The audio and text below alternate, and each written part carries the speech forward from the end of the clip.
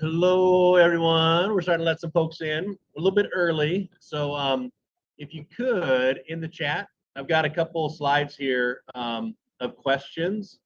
So one of the things is if you guys could type in the chat, city, state, where you're watching from. So just so we can kind of see where everyone's at around the U.S. And then what's important to you about owning a home?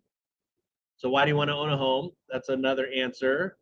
And then just to make sure we're on the right webinar, are you interested in buying a home from a family member type family? Or if it's you're going to buy your landlord where you're renting that home type landlord, or if you're interested in finding out how to buy a home without an agent, right? Type in no agent. And that's actually the course we're teaching is a no agent course, but sometimes we get them mixed up with the buying a home from a family member. So they're kind of similar courses. So we just want to make sure we got everyone. So we got Florida on, welcome. If you guys can type in the chat, that'd be awesome.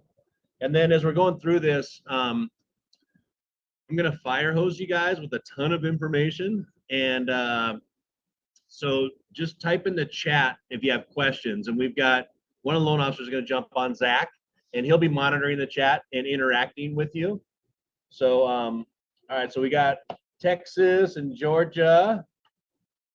One own space, no age. Okay, cool. On the right one. Want to own a home to call something my own. Give my. Oh, that's awesome. Yeah, that's a. We'll go through the answers, and that's a common one too. No agent, Sacramento. All right, so we got Florida and California. We're hitting both coasts here. We got a little Texas in the middle. I think we had about 40 folks sign up, so we'll probably get about 20 people on here. Typically, we get about half, but so it's not going to be too many people. So if you guys have questions, make sure you're asking them. And then I'm going to go through a bunch of stuff here as we're going through the webinar. And these are the questions, if you guys could answer these. You know, what you're looking for from this webinar, if it's buying from a family member, buying from a landlord, or buying without an agent. And then what city, state you're in, and what's important to you about owning a home.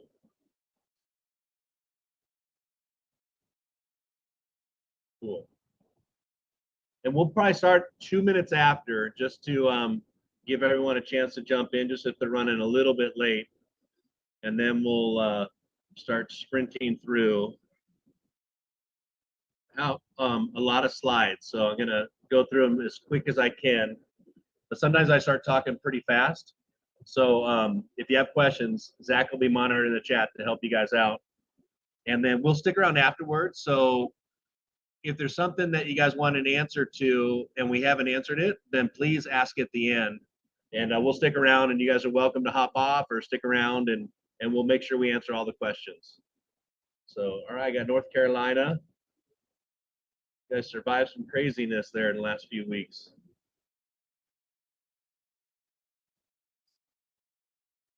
All right. I'm going to give it 1 more minute just to let people hop in. And if you're just jumping in, if you could type in the chat, that's where you guys will be asking questions as I'm going through everything. And then Zach's going to be monitoring it. He's one of the loan officers that works with us, and he'll be answering questions as you guys have them in the chat. And then if you can answer these questions, that helps us out. So it looks like most people are on here for the no agent. That's what this webinar is about. And what's important to you about owning a home? Philadelphia, welcome.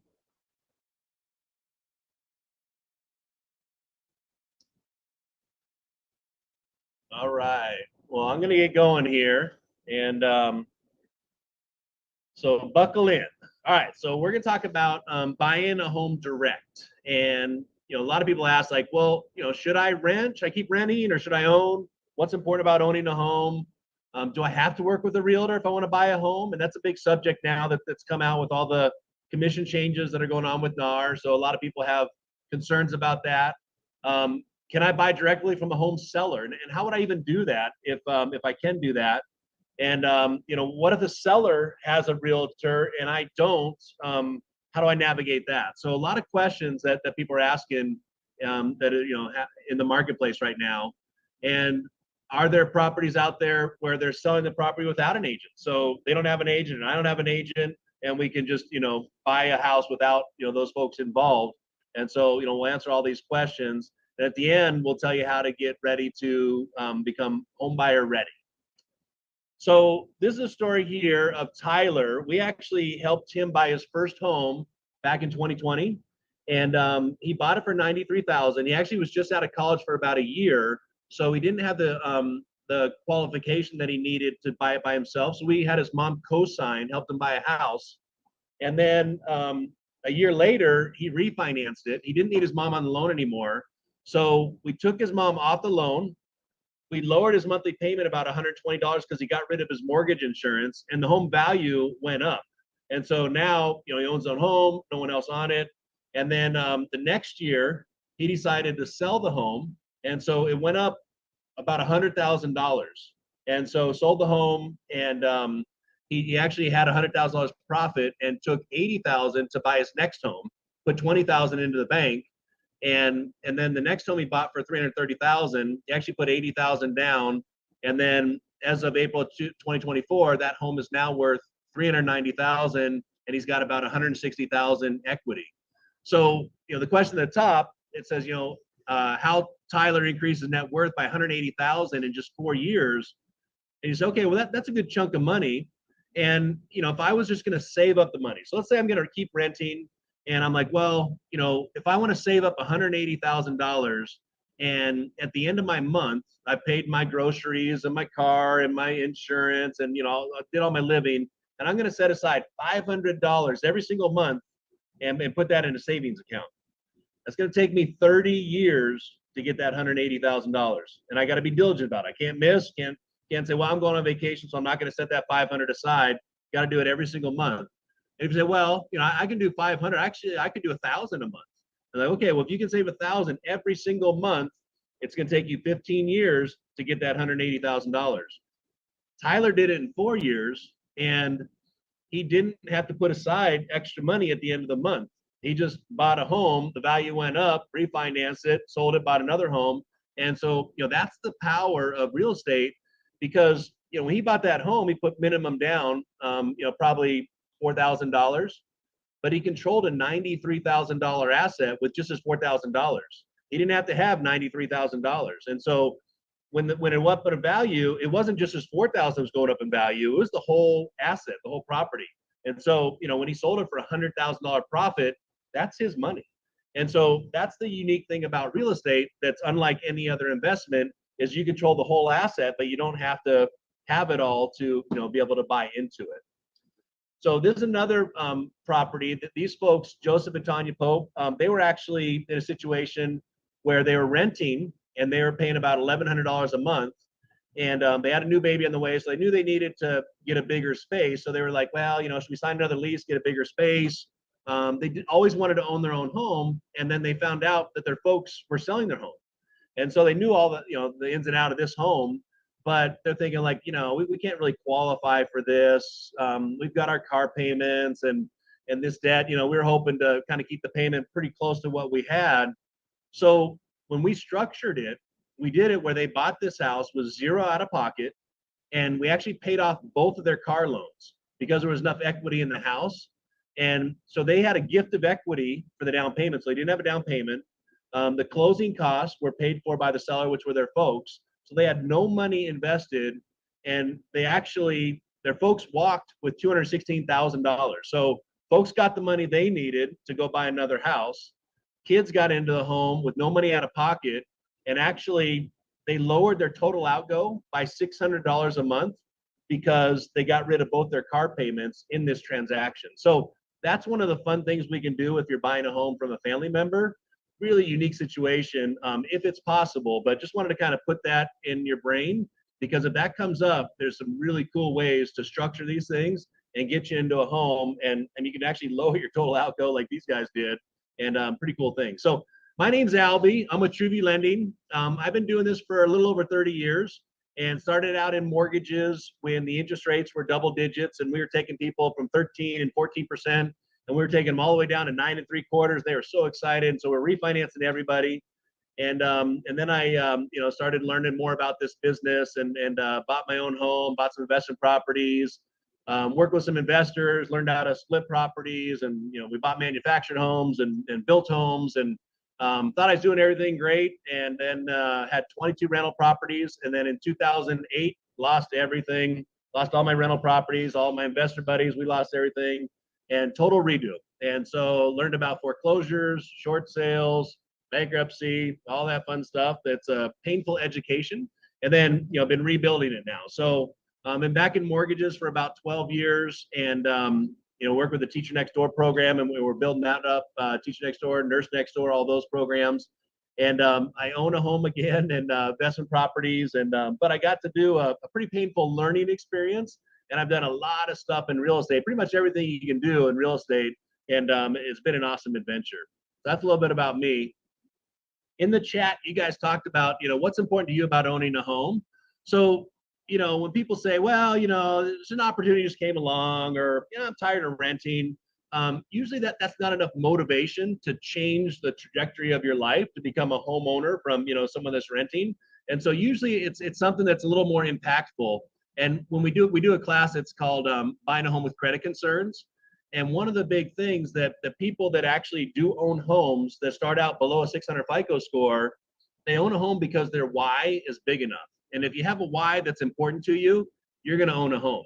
And so when we talk about, what's important about owning a home, a lot of people say, I really want a bigger yard for, my dog, or for my kiddos, or, I want to have a swing set out back, or, we love doing barbecues, or I want a place to store my RV, and so a big backyard's a big thing. Sometimes people that had a big backyard, they're like, I want a smaller backyard, because when you have a big backyard, that maintenance that goes along with it, mowing lawn every weekend and flower beds and keeping it up. And so, a lot of things that go along with it. So, but that's a huge one for people is having their own space that they can do stuff with. Safe neighborhood, whether it's you solo, or if you've got a spouse and some kiddos, safety is a really important part about, where you're going to settle down and where you're going to do life. Close to family, a lot of people, it's kind of neat, if they, if some of the family lives around there, whether it's siblings or folks, and if you have kiddos, maybe there's kind of built-in babysitters that are near. But it's kind of cool to put your roots down close to where your folks do it. Depending on the family dynamic, maybe you want to be further away from family, or but a lot of people, it's close to family and kind of doing family that way. It's a neat thing. No rent increases is a huge one, because if you guys have been renting for a while, you probably felt, I don't know if it's going up this year. It might be a 0 increase, or it could be $200 is going to go up, or maybe it only goes up $50. But the landlord kind of gets to dictate that, and then your choice is, all right, well, do we want to move, or I guess we'll just pay that extra amount. I don't really want to move, and it looks like everything else is kind of about the same price. But those rental increases, it's really tough when you're trying to budget. And so if you're thinking, well, we're going to do a trip next year, and I'm going to save, $200 a month and set that aside after my paycheck. But then all of a sudden your rent goes up $200, and you're like, there goes my savings. And but when you own a home, it's fixed for 30 years. So for the next 30 years, what your payment's going to be. So now when you're budgeting in the future, it's a lot easier, because that payment's not changing. So that's kind of cool about owning a home. And then a big one, growing equity, the financial vehicle. I've got some slides on that, but it's a total game changer, whether you own a home or whether you rent. And we'll show you some stuff there that really kind of drives that home.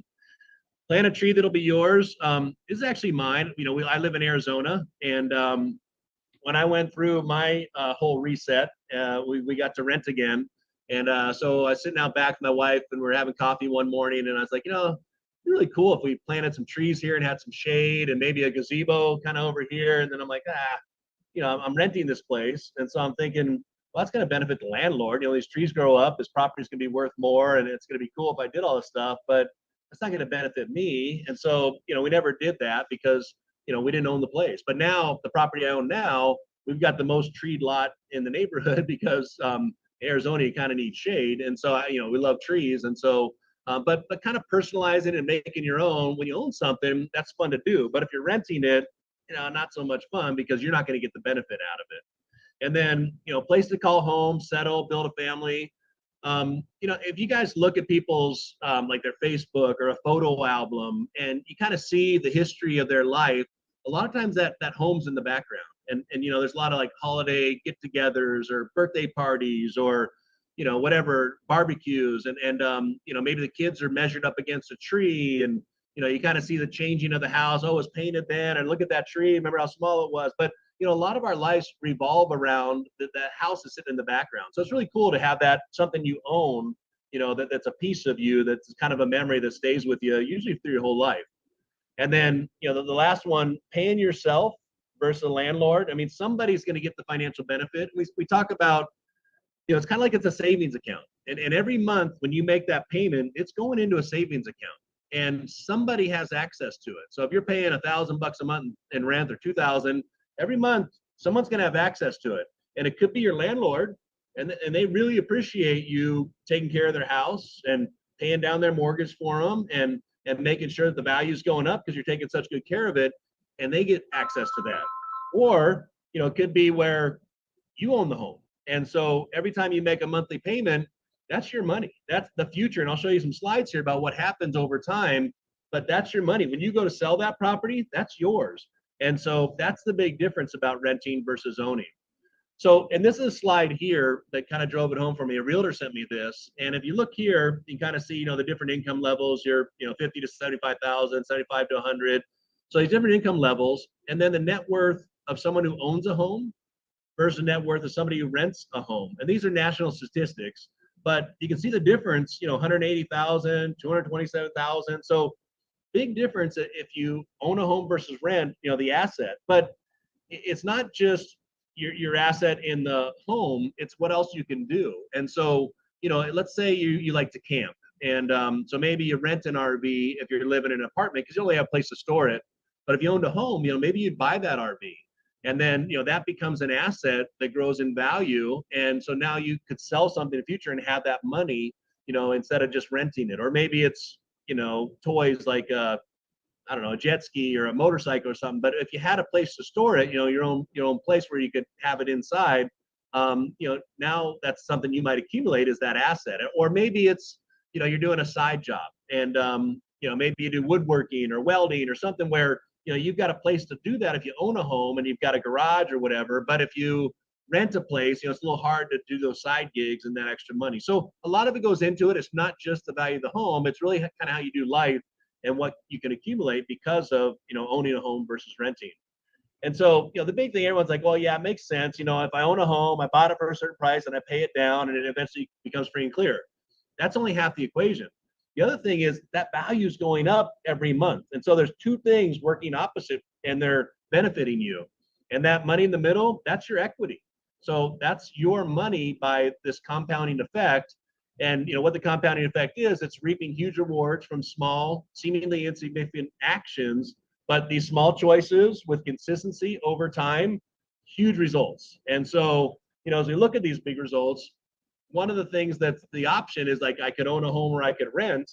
And you look at the rental prices. Now, these are single family homes, nationwide average. But if you look at the chart here, where my mouse is, what's it not showing up here?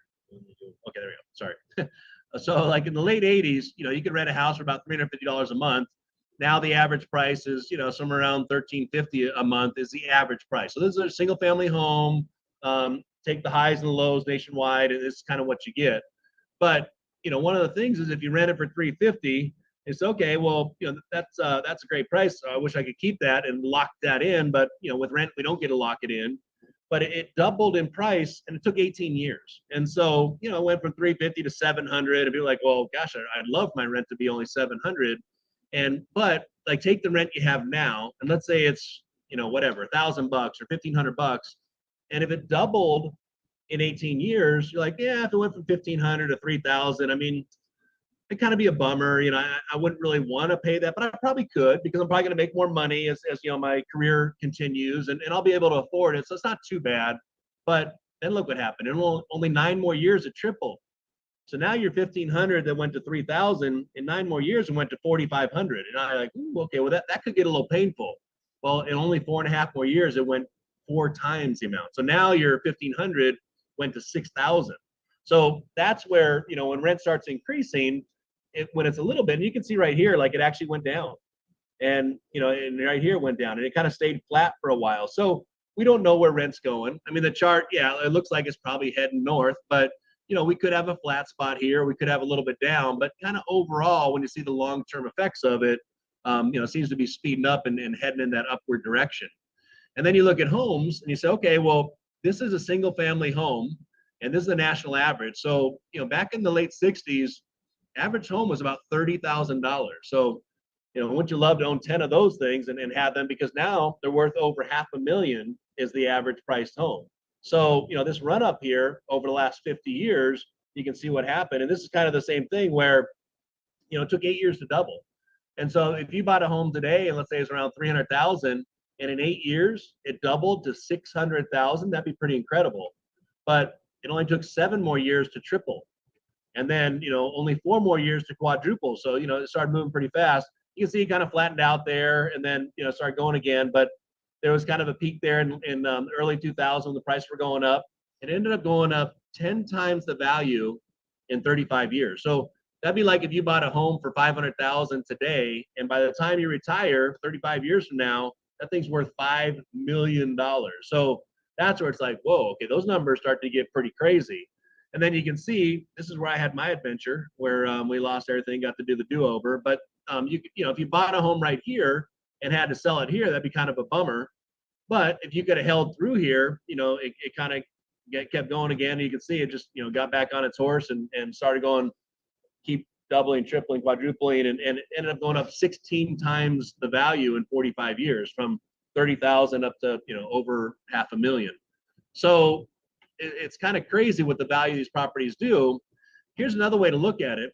Let's say you bought a home in 1990, and let's say there's two people. So let's say you had a buddy that didn't buy a home. They decided to rent, and you bought a home, and then and both of you guys in 10 years got a job transfer, and so now you're moving to another state.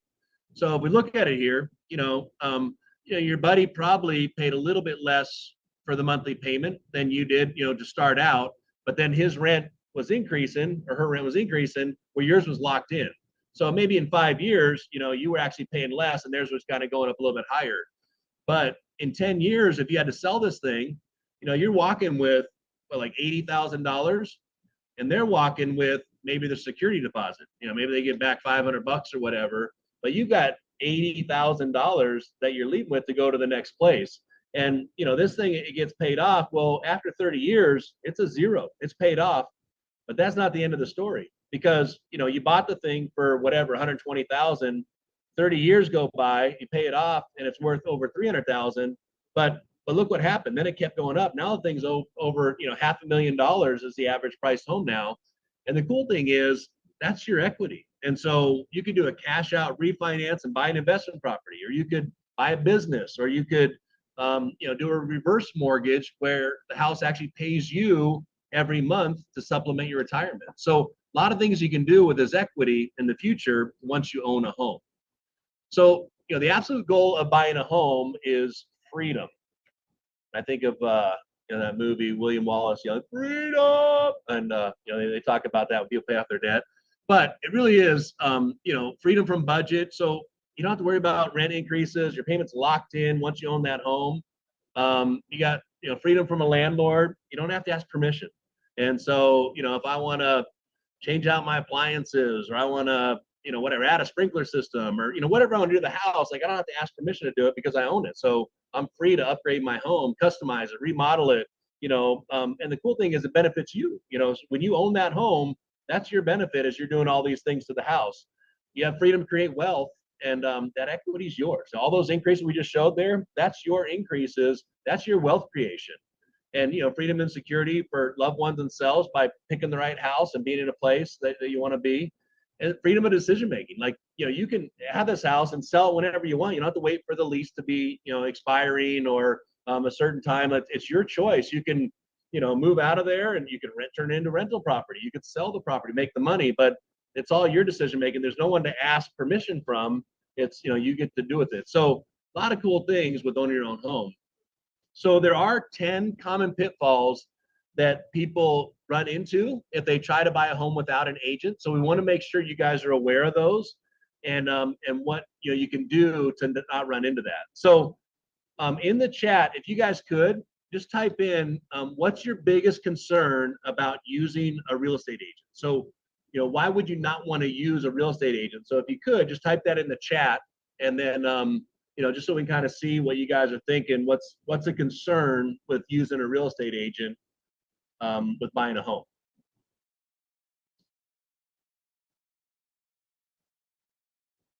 Closing costs are high. Yeah, definitely. And there's some things we'll talk about how to combat that.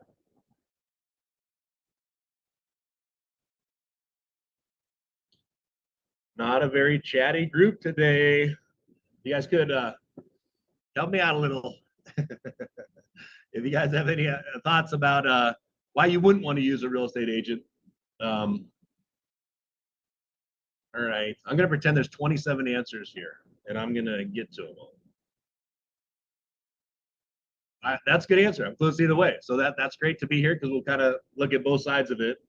How to negotiate for a good price? Yeah, I mean, sometimes realtors are great negotiators. Sometimes they're not. And if you get teamed up with the wrong one, that could be a painful experience. Save money, that's a huge one. A lot of people are talking about that.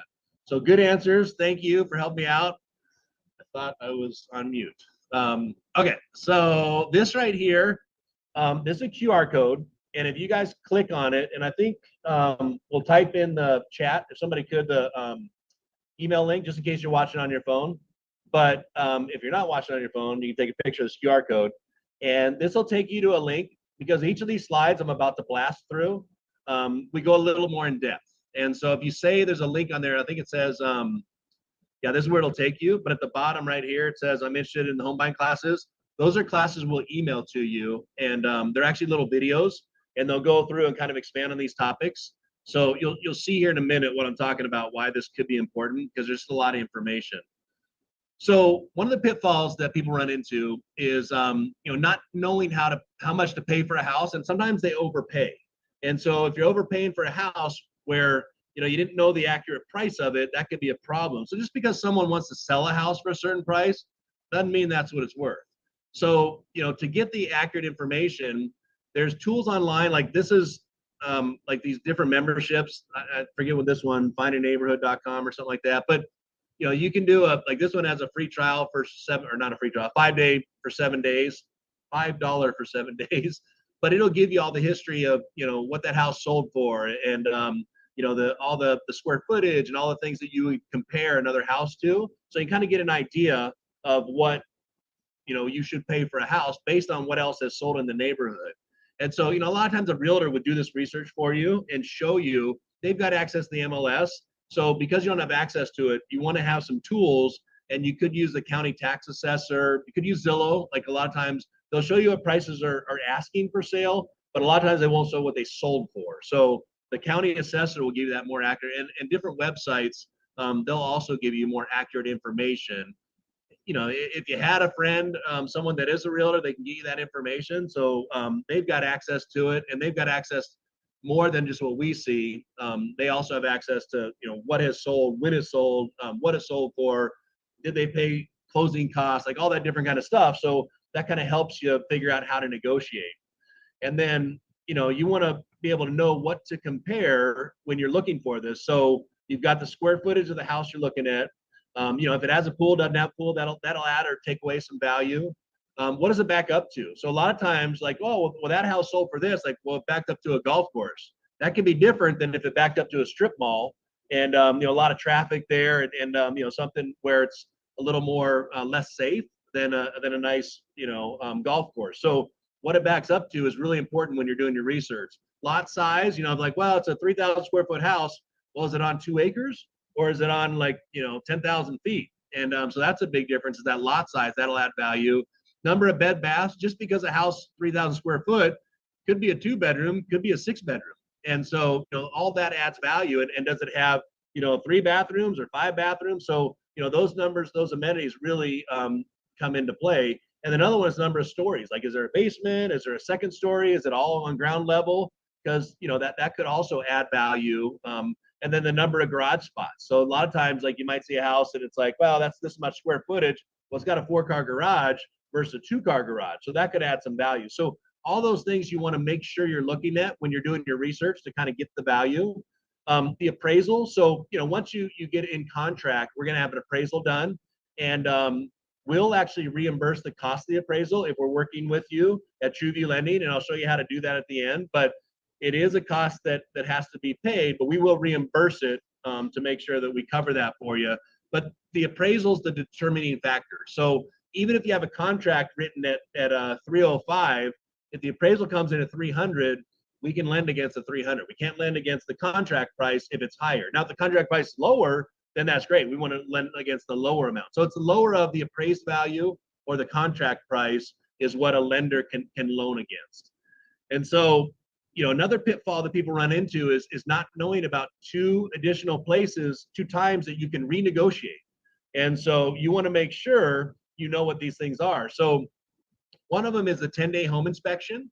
And in that inspection, you do all the research. So you get in contract and you have a 10-day inspection period where at the end of the 10 days, if you don't like the house, you can get your earnest money back and you go find another house. And so a lot of times, we have people commute to work from that house at the time you would commute, or, take a look at any of the issues, like, do I want to know about, the number of crimes that are in that neighborhood and what types of crimes and who are the neighbors there. And I want to, drive by there on the weekends and see, if is it a rowdy crowd? Is it not? What do I want? And then also you can get a home inspection and they tell you all the issues with the house. If there's anything you don't like, hey, sellers, can you fix this? If they say no, you say, okay, well, give my earnest money, I'm walking out, or you're going to renegotiate. Well, instead of fixing this, how about if you give me 3% seller concessions? Give me, $9,000, or but this is a time to renegotiate the contract at that 10-day inspection period. So a lot of times things change and you get a lot of benefit because you find out some things about the house. And then, the property appraisal comes in too low. So let's say it's contracted at 300, comes in at 290. You got some negotiating to do. So it might be able to drop the price, might be able to have them give you some seller concessions. So there's a lot of things you can do at those 2 points to renegotiate. So another thing that people do is they say, well, I don't really have to have a home inspection, so maybe we just skip that. The house looks great. I mean, what could be wrong with this house? It's beautiful. But, what do I told you? Well, you see all this water here? That's because there's broken sprinklers here. They actually are leaking. And because this leak here, it's actually cracked the foundation, and there's termites that are up this wall here. And the air conditioner's old and it's not working right. Or there's dry rot here, or the sink's this, or there's 1,000 things could be wrong with the house, and maybe it could be perfect, but you want to know that up front because you want to know, am I buying something that's going to be a really big expense for me to fix, and maybe the backside of that roof is coming apart, and that's $20,000 in a new roof, or maybe I get the sellers to pay that, and now I'm glad that I got my home inspection because it's not me just saying, hey, it looks like you got a bad roof, and it gets weird in the negotiations. This is, hey, a third party home inspector took a picture. Here's the pictures. And this is what they said about it. Say, we said we need to get a roofer up here and get this fixed. I'm not saying that, the inspector said it. So it's a little easier to negotiate once the inspector says that. And so it really helps in the negotiation. So you don't want to skip the home inspection. And then, the earnest money, when you write a contract, you put money in earnest. You say, hey, sellers, I'm earnestly interested in buying the house, sign the contract. Here's my money. We're going to give it to the title company or closing attorney. They're going to hold on to that money for us. It's going to be applied towards my closing costs and towards my down payment. And if I back out of the contract last minute, you get to keep that money. So it's money I could lose, but you get to negotiate how much that money is. So as a buyer, I want that to be $50. As a seller, they'd love for that to be $10,000 because they're thinking, well, if you put 10,000 in, you're probably not going to walk. And I'm thinking like, well, if I got to walk, I don't want to lose 10,000. I'd rather lose 50. So, you're going to negotiate how much that is. And it is something you can lose, but now how do you protect it? So that's the thing that we want to talk about is, you got the home inspection contingency. And if there's issues with the home inspection, you say, hey, give me my money back. I didn't like it. I'm going to find another house. Get your money back. Or, if there's not clear title, if they can't provide like, oh, there's some lien or this tax thing, or the neighbor did this, or, whatever, there's not clear title, then you get your earnest money back and you're on to the next property. And if the appraisal comes in low, now this has to be written into the contract. So some contracts don't have this and some contracts waive this, and FHA contracts must have this in there. So, depending on the contract you're writing, you want to make sure it has an appraisal contingency that protects you just in case the appraisal comes in low. You can say, hey, drop the price, seller say, no, we're not dropping it. It's okay, we'll give my money back. I'm going to go buy another house. Now you could say, I love this house, got to have it. I'll pay the extra. It's only $2,000 or whatever, whatever the difference is. You could choose to pay it, but at least you got some options. So we want to make sure you have that. And then loan contingency. Not all contracts have this, but FHAs do. So if something happens, you're in escrow, you're supposed to close in 3 weeks, and the car, the tire falls off and it spins out and hits 3 people, and now they're suing you and you can't qualify for the loan anymore. You're not going to lose your earnest money because there's a contingency that says you have to be able to get this loan in order for this to go forward. So you want to make sure you have that written in the contract to protect you. So those are the contingencies that you want to have for protection. And then another pitfall people run into is they don't know that they can ask the seller for concessions. And so seller concessions, this is the money that they can pay you to buy their house. And so, you can get up to 6% seller concessions on different types of loans. And I'll show you in the next example, but it's free money that you can get. And so you want to make sure that you look into getting that. So here's an example here. If you go, $300,000 purchase price, a lot of times if you do those online calculators, you're going to look at it and say, okay, well, if the interest rate's around 6.75, oh, my monthly payment's, $1,900. That's great. Well, you got to add in the taxes, the insurance, the mortgage insurance. So now it's like, oh, the payment's closer to 2,500. Like, yeah, once we add everything in. So you want to make sure you're looking at the right numbers here. And then we got the closing costs and down payment. So it's like, okay, well, I'm coming in with like 26,000 if I'm doing an FHA loan. And but if we get seller concessions, they can pay you $18,000. So that covers all your closing costs. And so now all you're coming in with your down payment, and you've got even extra money to buy down your interest rate. So now you can have a lower monthly payment because we got those seller concessions. So it's really valuable to look into getting those seller concessions and really changing the game of how you buy a house. And here's an example. Like, let's say someone was trying to sell their house for 400,000, had it on the market for a month, and they say, let's just drop the price. Let's drop it to 376, see if we can get it sold.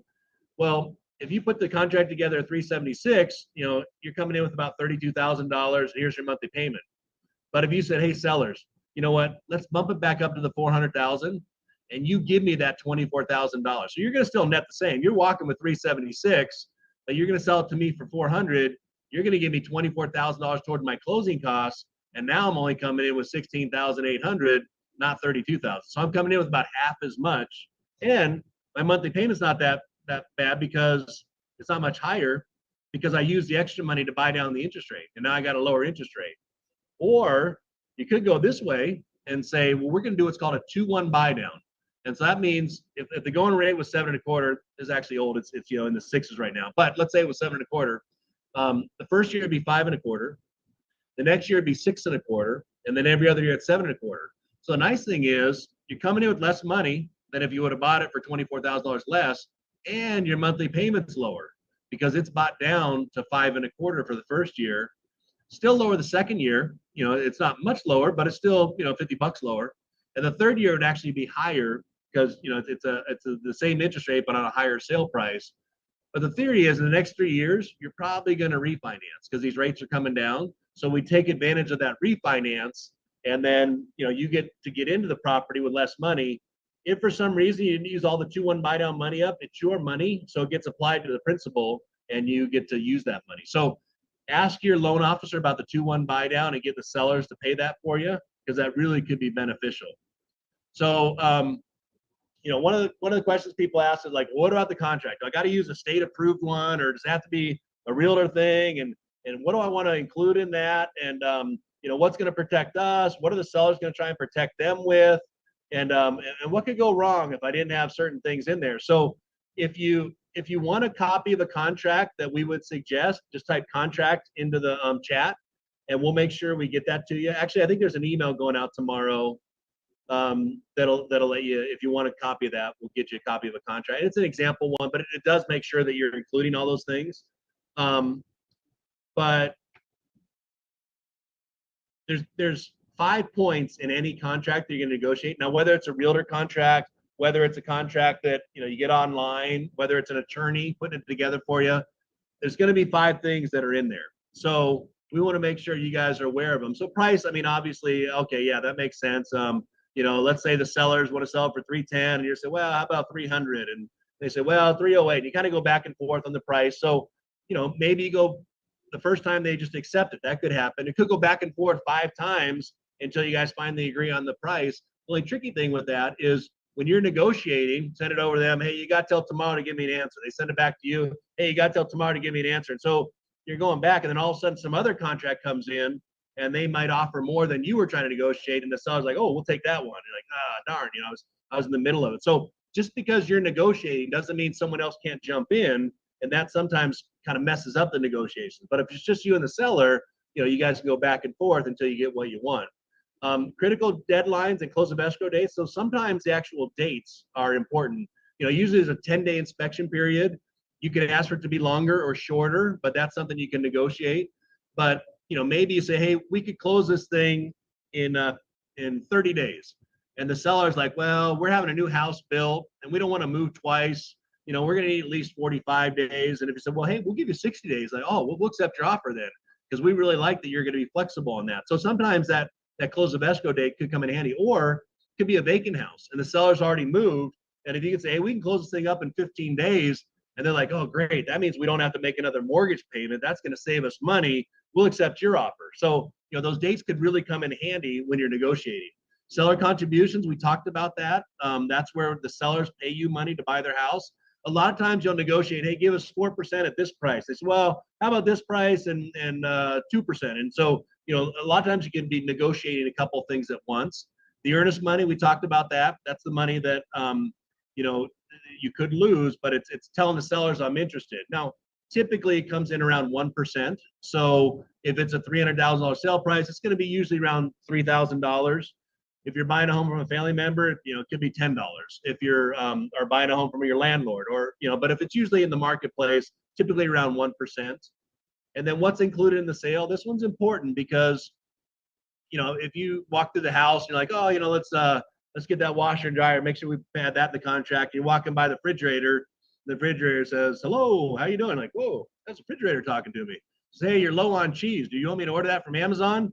You're like, wow, that's kind of cool. And so, you guys are leaving, you talk about the talking refrigerator, and like, yeah, let's make sure we include the refrigerator in the purchase. And you include the refrigerator, but then you go back, to do the final walkthrough a day before, and you're like, ooh, I want to see that talking refrigerator. And you go there, you're like, wait a minute, this is one of those ones that just has the door on top and the bottom. That's not even an ice maker. You're like, wait a minute, what happened to the talking refrigerator? Like, well, you said refrigerator. You didn't say the Samsung X2, whatever.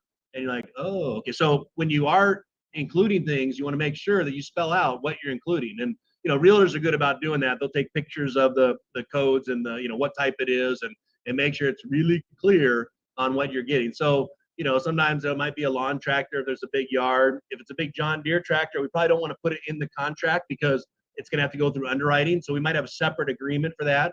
But a lot of times, it's washer, dryer, maybe a clock, maybe some different features on the house. But you want to make sure that there's something you want in the house that not really attached to the house. You got to make sure it's in the contract. So, but those are all the things you guys are going to negotiate when you're, negotiating a house. So another pitfall people run into is not having the loan approved before they go to negotiate, and they don't know what else they needed. Maybe we're $5,000 different on what you could qualify for, or maybe there's a certain type of loan we go zero down, or maybe there's, a way that if we use these seller concessions, then you might be able to pay this other thing off because you don't have to use it for closing costs. And now you pay off this credit card, or you pay off this car. So there's a lot of different things that could happen depending on how we need to structure it. So you want to get pre-approved before you go home shopping.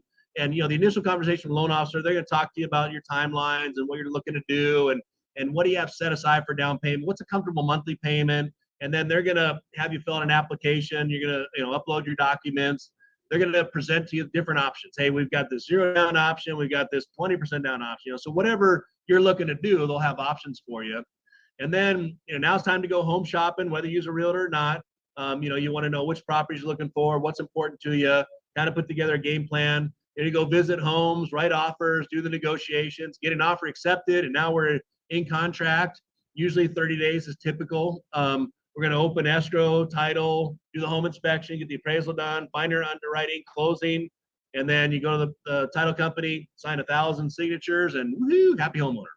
And so the journey, you can see it's kind of a jagged line because a lot of times there's obstacles and things come along. So we'll help you navigate through all that stuff, but it's a process getting through the whole adventure. So they definitely want to get approved first, so you know what type of financing, what's a comfortable monthly payment, what does that buy you? Are we looking at a 2-1 buy down for a nice low monthly payment? So all those different things. There's a lot of free money in every state, and so your loan officer kind of knows, like, well, there's this grant for this, and we can actually piggyback that on top of this and this, and we can use all this free money. So you want to make sure you know about all that when you're going to buy a house. So this is kind of the meat and potatoes of. Let me make sure on the time here. Okay, I got about 15 minutes. Of going solo or using an agent. So we want to look at both options. And so on the right hand side we got going solo, and in the middle this is when you're using an agent. And then these are the different topics we're going to talk about. And now this is pre-shopping. So this is kind of putting the game plan together. You haven't really gone shopping, but we just want to get all our ducks in a row here. So start out with what are your strategies? What's your timelines? What is it you want to own? And so the realtor would ask these questions and kind of go through and talk to you about the market. When you're going solo, you want to use as many brains as possible. So maybe you're talking to family members, spouses. You want to create clarity on what you're looking for. So a lot of times you want to write down, this is the 10 most important things about buying a home, and kind of go through that. And then the next one is location.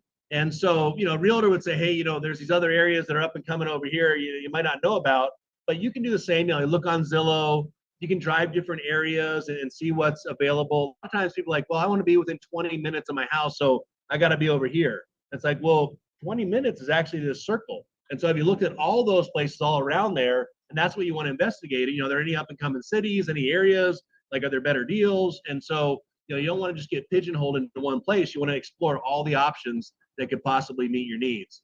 Pocket listings, this is where, an agent might know of someone they work with where the house hasn't gone on the market yet, but it's about to. These sellers are going to sell, they're moving out of state, and they tell each other, hey, we got this house coming up for sale. So it's kind of a neat way to buy, but you could do the same thing if you have like friends, family members, or co-workers, and they know of someone, like I spelled neighbors wrong, and they know of someone that is going to be selling a house. And so a lot of times those are cool opportunities that aren't really at the marketplace yet, because once it hits the market, a lot of times there's multiple people negotiating. So if we get it before then, that could come in handy. So that might be beneficial to do that. Market trends, normally a realtor is going to be able to tell you, hey, in this market, we can get a lot of seller concessions, or it's a little tougher, multiple offers, a little tougher to do. But, you can look up articles locally, the local media kind of give you an idea what's going on. That there's realtor blogs and they're talking to other realtors. You can hop in there and just kind of see what the topics are, what they're saying. So you can kind of find that out. Strategy. So this is, you're going to, a realtor's going to kind of pre-plan, like, how are we going to do this? Like, how much money do you have set aside for closing costs? How much money do you have set aside for a down payment? How do we make sure we're getting across the finish line with this amount of money and what we want to buy? So we're going to kind of structure all this stuff.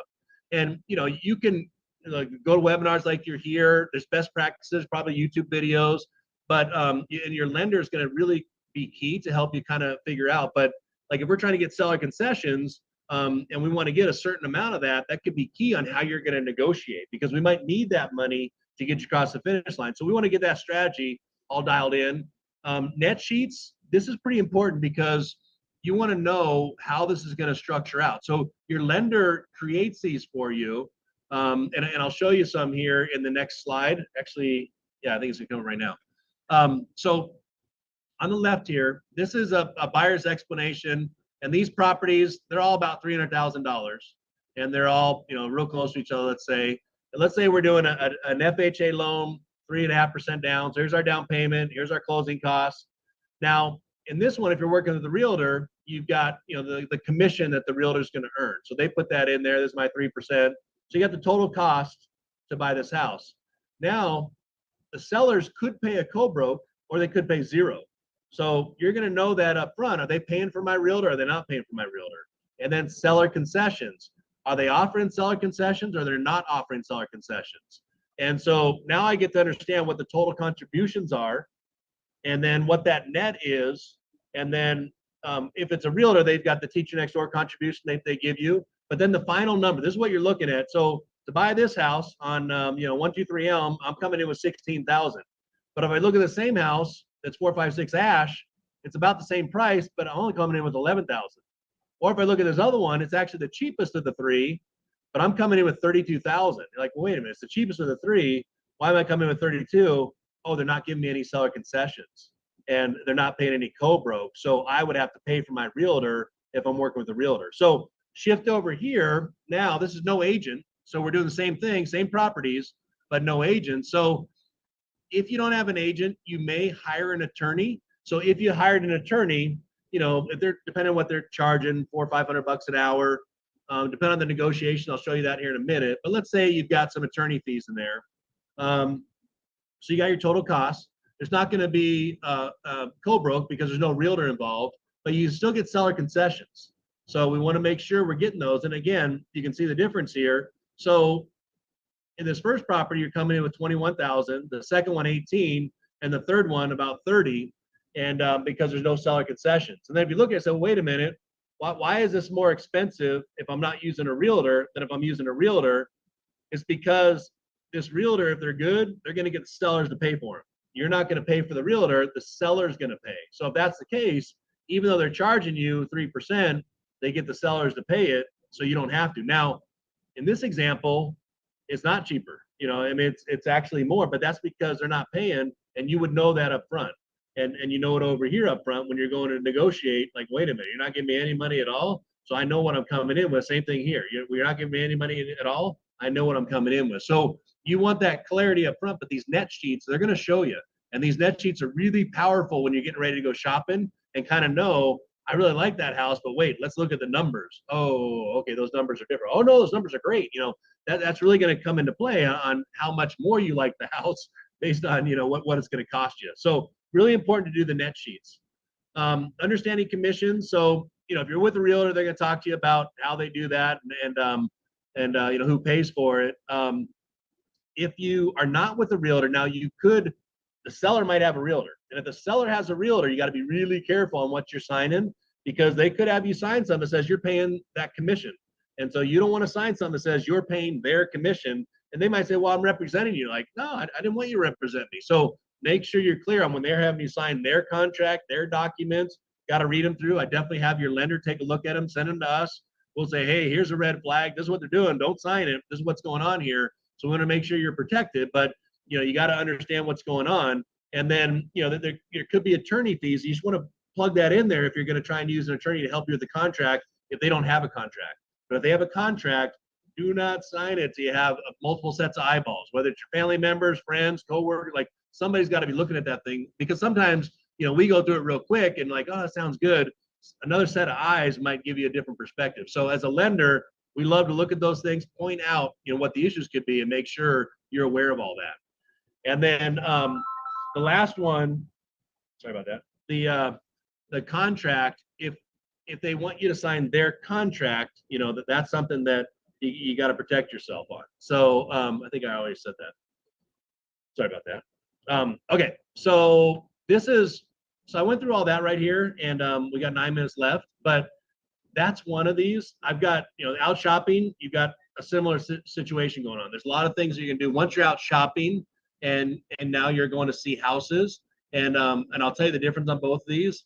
And then the same thing when you're writing offers. Once you're writing offers, there's some things that realtors do, and there's things that you can do going solo. And how do you do what a realtor would do? So the yellows there are where you might want to consider using an attorney if you're going to be not working with a realtor, to make sure you're protected, because this is the biggest investment that you're probably going to buy in your life, as a home, and you want to make sure that you're protected, because there's a lot of weird stuff out there, and when people know you're not working with an agent, they think, oh, maybe I can take advantage of you. So you want to make sure that's not going to happen. So us as a lender, we'll have you like, hey, do you understand this? You make sure, like, look at that, and did you see that? And so we'll tell you all that stuff. But some people also like to use an attorney just to make sure the contract's written, it protects them also.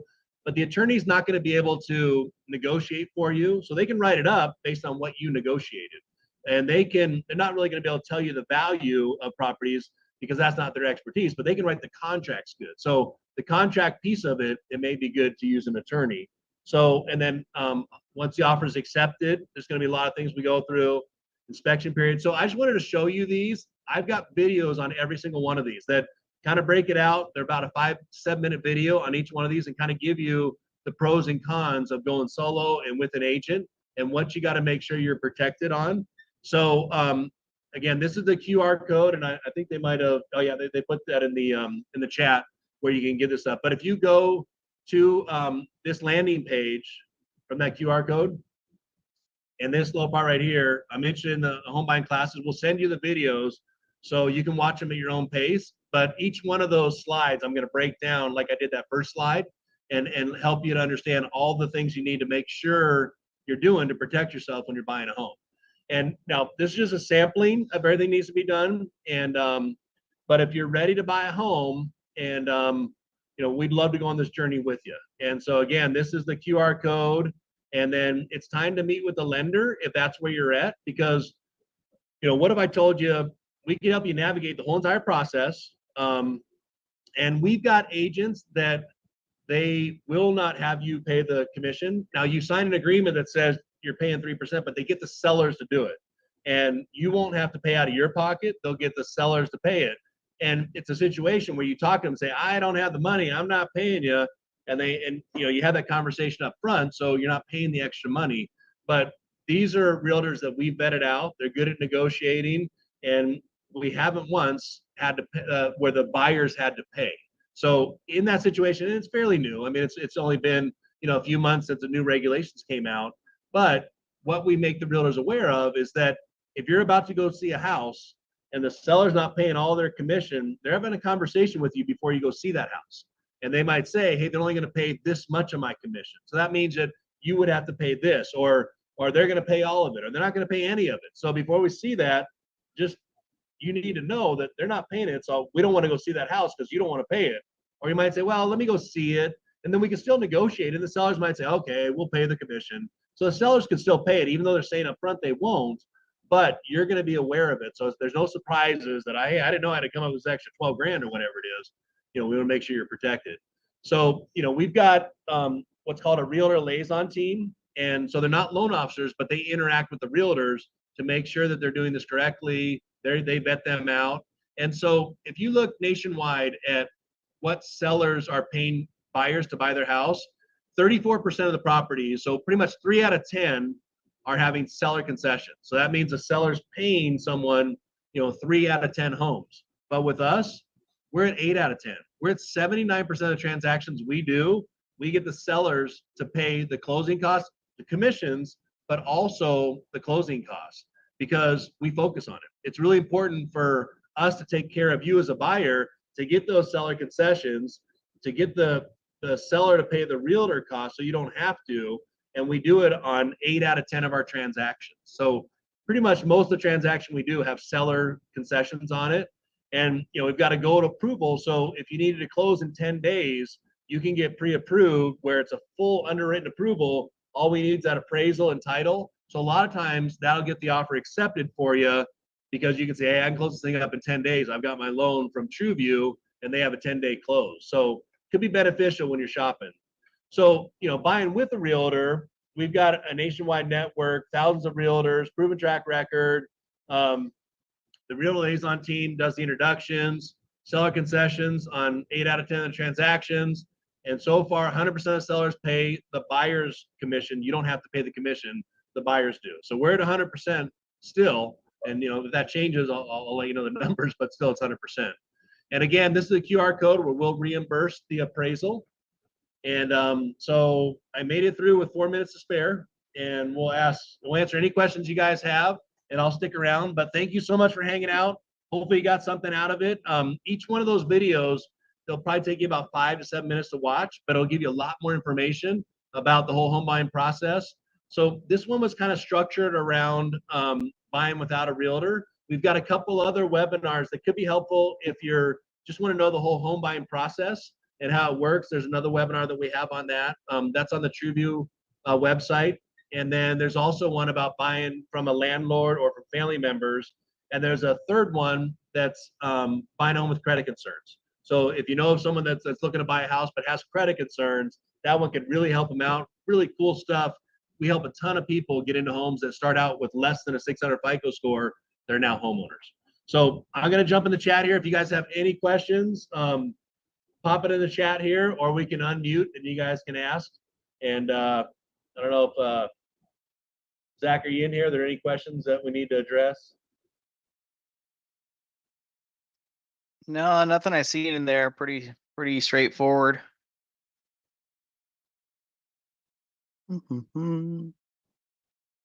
Hello. Can you tell us more about the escrow deposit or the escrow cost? Say that again. Can we what on the escrow deposit? Yes, just share with us or at least clarify for me, what is this escrow deposit or escrow cost? Okay, yeah. So earnest money, is that we're talking about the earnest money or the escrow? Escrow. Okay, so escrow means when we have an accepted contract, we're in escrow. And so escrow, if the close of escrow date is 30 days from now, so we have an escrow period of 30 days. And within this escrow, the title company is researching the home to make sure there's no title liens against the property. We get the appraisal done. You do the home inspection. So all these are happening in the escrow period. So the escrow period is time that you guys have accepted the contract. So you negotiate back and forth, sign the contract. Now we're in escrow. Both parties agreed. This is our contract. We know what we're selling it for. We know who's paying for what. We know what's negotiating the sale. All those things. Now we're in escrow until we close. So when we close 30 days from now, that's when you go to the title company or the escrow company and you sign all the documents. And what happens is that third disinterested party, the title company, they say, hey, sellers, give me the title. Hey, buyer and the lender, give me the money. We're going to switch it and give the seller the money and the buyer the title. And so that's the escrow period. That's what's happening in escrow.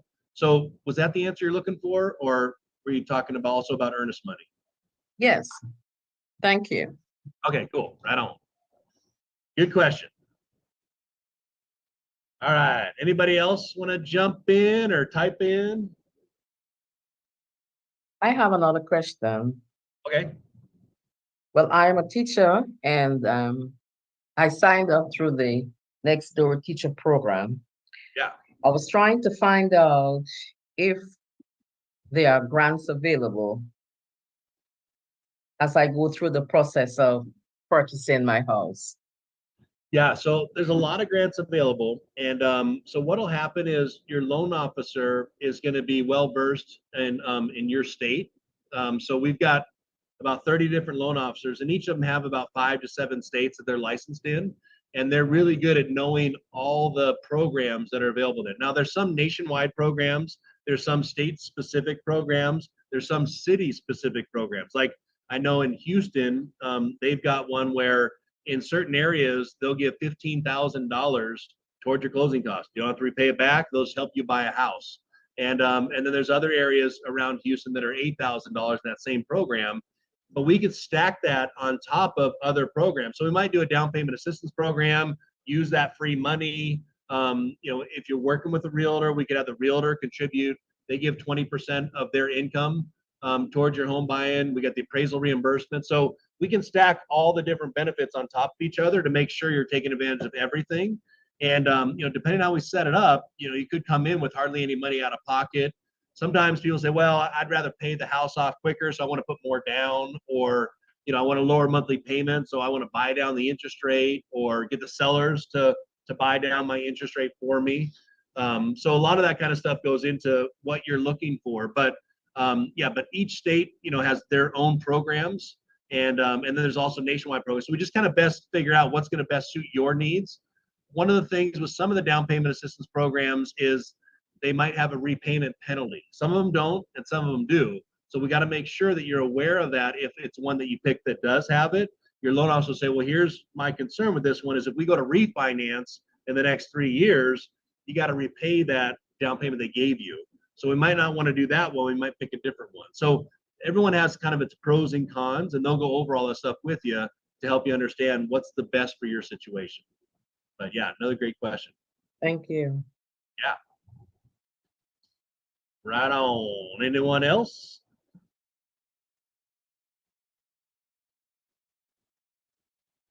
Hope I'm not asking too many questions, but I get the opportunity, so I'll do. Yeah, So- no one else. Yeah, when you're pre-approved, how long does that last? So, like, let's say we got you pre-approved today. If you couldn't find anything in the marketplace, you know, the credit's going to be good for 90 days. So, but we wouldn't need to re-pull the credit unless you said, hey, you know, I think something popped up on my credit. It might have hurt my FICO score. Then we'd want to look at it. But if you're like, no, everything's just normal, then we don't really need to re-pull the credit. And let's say you found a house 6 months from now.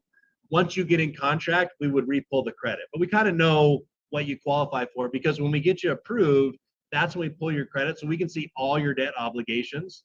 And then, you know, as long as your income doesn't change or your debt load doesn't change, then your buying power is going to remain the same. It might increase a little bit as the rates come down in the future, but it, you know, unless the rates come down significantly, your buying power is going to be pretty close. You know, you might bump 5, 10, 15,000. If the rates dropped a bunch, you could jump up, you know, 40, 50,000.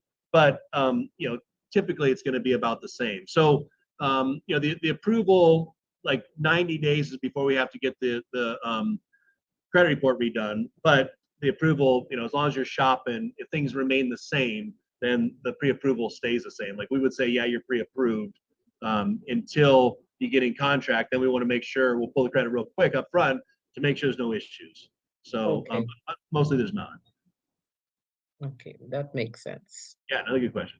And when you ask these questions, there's probably a lot of other people like, oh yeah, I would ask that question. So don't feel bad you're taking time, because other people probably want to hear the answers. So keep asking. Okay, so I have a printout from a lending agency, and as I was going through the different items on the printout, I Googled origination fee, and it said included in that would be underwriting and appraisal and etc. But I also noticed that apart from the origination fee, I still see underwriting separate, I still see appraisal separate, and in the definition of origination fee, those are included. Yeah, that's the tricky thing with and the APR is the same thing. Like what they try to do is they say, well, we're going to create this number that's called the APR, the annual percentage rate, and that's going to make all the lenders look the same. But the problem is exactly what you're running into. One lender might say, well, we charge 1% origination. Someone else will, we charge 0 origination. Well, we charge 2 discount points. Well, we think our underwriting is included in the origination. And well, we charge separately for our underwriting and our, you know, close or whatever. Like, so there's all these fees that could be on there. You know, at TrueView, we've got $1,500. So we've got our underwriting and processing fee. And then every other fee is what we call a third party fee, which, you know, it's going to be an appraisal. It's going to be title report. It's going to be title insurance. It's going to be your taxes, your insurance. You know, if there's, you know, whatever, HOA, transfer dues, things like that, those could be added on there. But every lender kind of sets it up different, whether they're, you know, charging an origination fee or not charging an origination fee. So we don't have an origination fee. If you want to buy down the interest rate, you know, there's discount points to buy down the interest rate. But a lot of times, you know, we're getting the sellers to pay that, so you don't have to. And then the other thing is, you know, you're probably going to refinancing in the next few months to a year. So you don't really want to pay a lot for the points to buy down the rates because you're going to be refinancing. So, but all those things, yeah, each lender kind of, you know, puts together their fee structure so you can see what's included there. And they're usually pretty close. You know, we're all getting money from the same place. You know, it's not like, oh, these guys have millions of dollars that they're getting away at 2%. And these guys are at 8%. It's like, no, everybody's buying from the same places. So, you know, usually they're pretty close on the interest rates. They might be you're going to see, you know, quarter point, eighth of a point here or there, but you know, a lot of times if it's a much lower, then they got higher fees. And then if they have lower fees, they might have a higher rate, but it's all kind of, you know, works out to be pretty close to the same. Okay, I put my question in the comment, Oh, cool. in the comment section. All right, let me check. So we got any advice on buying a first home after bankruptcy, or the question too far? Yeah, so depending on which type of bankruptcy, so if it's chapter 7, we got to wait 2 years. If it's chapter 13, you just have to be in the chapter 13 and have already been making, I think it's maybe 6 payments. But what happens is we got to get an authorization from the trustee in the bankruptcy that says you can take on that new house payment. And so, but it's going to be 2 years if it's chapter 7. And if you're before those times, then we want to start working on the credit. And that's where, you know, we want to take a look at where you're at right now, do the things that are going to push that FICO score up as fast as it can possibly, and then get that higher so you'll be able to buy as soon as, you know, you're ready to go. So, you know, but depending on if you have a 7 or a 13, you got the 2 years, or into the bankruptcy on a 13. If you're repaying the debt, then you know, you have to be 6 months into the repayment, and then we got to get the trustee to sign off on you being able to take on the additional payment. So I think that answers, unless you have additional questions, but Yes, that did answer. That was for my husband, not myself. okay, cool, awesome, yeah, yeah. We may want to look at, you know, you know, if your husband needs to be on it, then we're like, okay, well, let's put a plan together for when that time's going to be. Or it might be like, well, I can actually qualify on my own, so let's get a house now. Or, you know, so we can kind of figure out, could you do it now? Do we need to wait? And then what do we need to wait for? What's the time period? And while we're waiting, let's rebuild. Let's do some things. If we're 6 months out, we got time to get his FICO score up a whole bunch. And so there's some really specific things we could do to push that FICO score up. So when that time rolls around, now we're ready to go. Good question.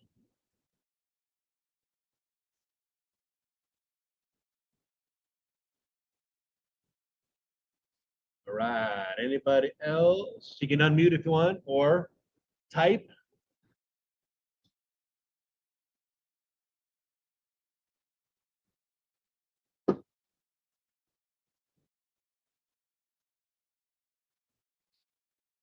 All right, well, thanks again, everyone, for hanging out. Hopefully you got something out of this. We'd love to go on the journey with you.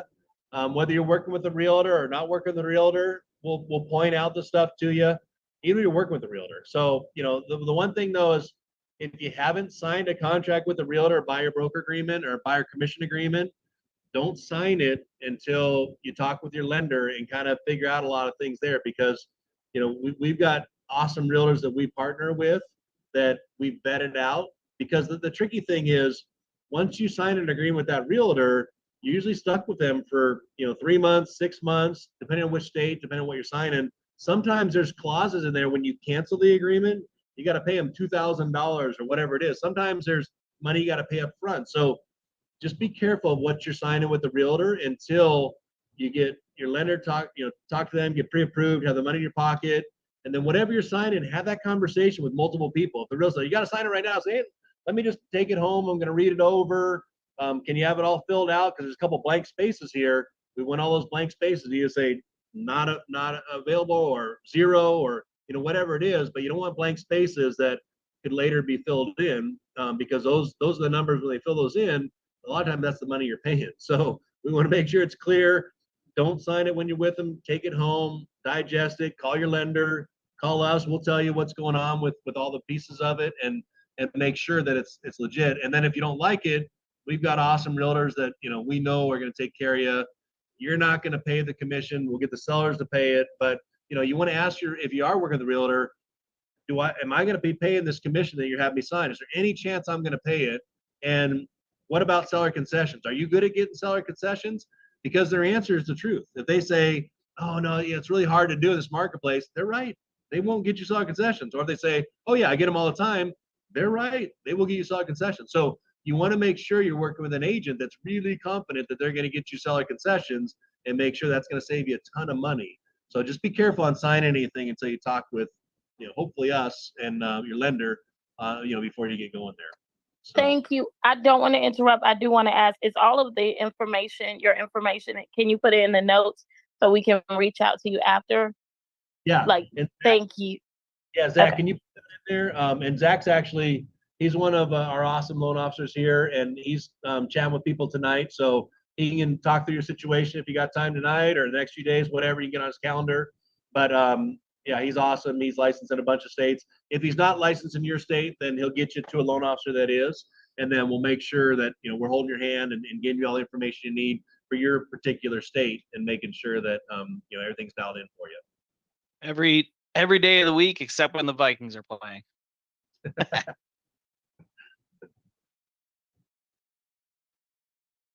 Oh, there's some messages. Let me see if there's new ones here. What was about FHA and products and building types? Okay. Yeah. So we do FHA.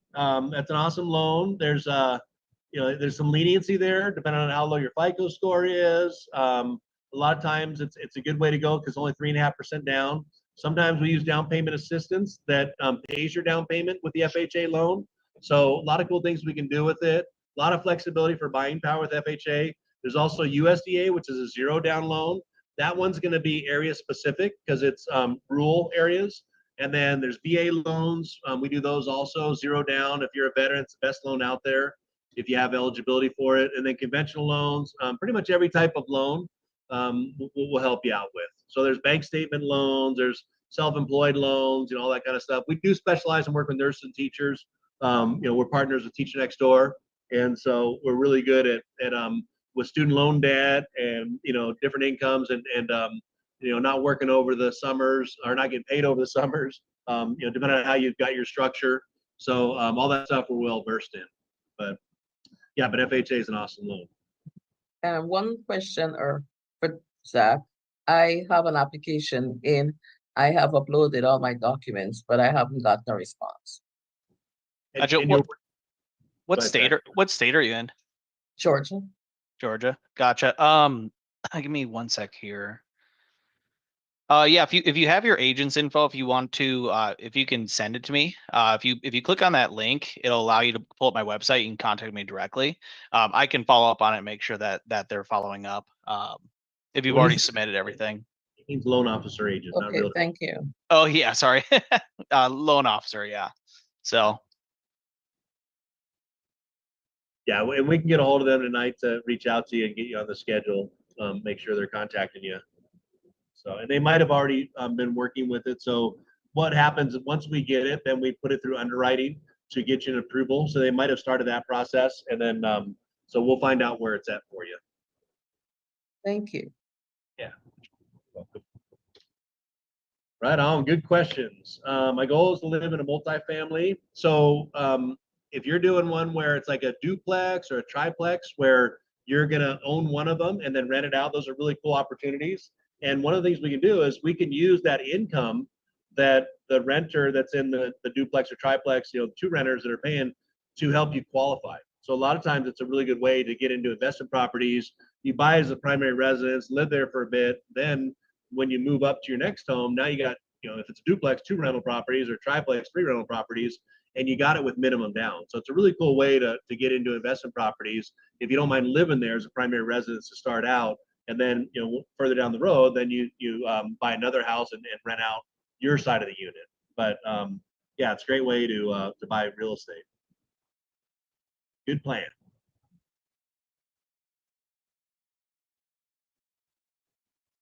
All right. If you guys have any other questions, we'll stick around. But if not, thank you for hanging out. Hopefully you got something out of it. If you want those videos, sign up for that. It'll be a bunch more information. And then we'd love to answer questions along your journey. Loan officers here. This is awesome for us to help people get into homes. So, and then if you guys want to see all the reviews, if you check out trueviewlending.com, on there's reviews, and you can see, story after story about people that are owning homes, didn't think they could. And it's really cool. But the loan officers, they love to, get those reviews and see what happens in your life, changing through home ownership. And lots of stories about, people that didn't think they could qualify, and now they've got hundreds of thousands of equity because they bought a home 3 years ago, 5 years ago. I've been doing Teacher Next Door for 12 years. So we've seen a lot of changes and benefits of folks that, didn't think they could own, and now have $300,000, $400,000 equity in their home, because they did buy a home. So really cool stuff. But thank you again for hanging out, and you guys have a great evening. And if you want to get a hold of Zach, he'll answer any more questions tonight, and you got his contact information, so he'll be around. All right. Thanks, everyone.